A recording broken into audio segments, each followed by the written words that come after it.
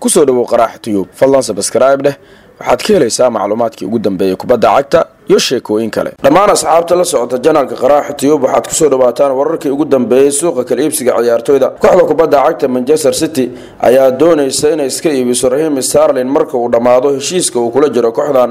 ciyaaryahankan ayaa xilligaas noqon doona 23 sano jir mana rabto Man City inay heshiis cusub ka saxiixato Sterling heshiiska uu kula jiro City wuxuu dhamaan doonaa 2020 balse tababar Jose Pep Guardiola muu ogolaan doono xidigan inuu sii joogo kooxda kubadda cagta Man City sida ay qortay Mirror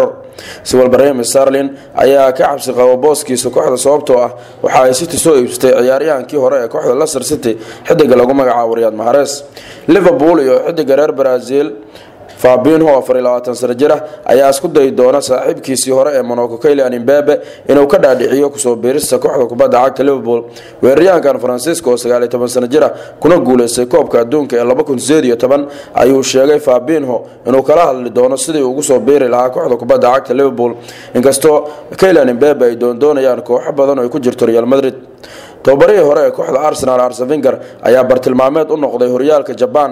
iyadoo laga rabo inuu qabto xulka qaranka dalka Japan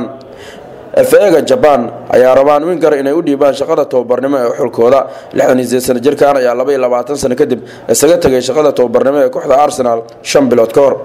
Chelsea waxay bartilmaameedsanaysaa 19 sano jirka AC Milan goolayaha u ah Gianluca Donnarumma hadii 26 sano jirkooda reer Belgium David Cartios uu go'aansado inuu ku biiro kooxda kubadda cagta Real Madrid dhanka kale goolayaha xulka qaranka dalka Costa Rica Keylor Navas oo 31 sano jir ayaa sii joogi doona Real Madrid xitaa hadii Madrid ay soo qaadato Cartios wuxuuna u dagaalami doonaa booskiisa sida ay qortay majalada AS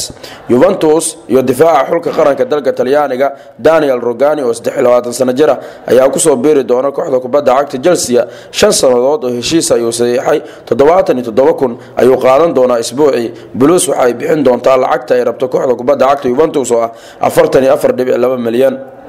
xidiga reer Brazil ee William oo 29 sano jir ayaa raba inuu ka tago kooxda kubadda cagta ee Chelsea sababtoo ah iskuma qanacsana tababare Mauricio Sarri iyo ciyaaryahankan William wuxuu doonayaa inuu ku biiro kooxda Barcelona oo dalabyo u soo gudbisay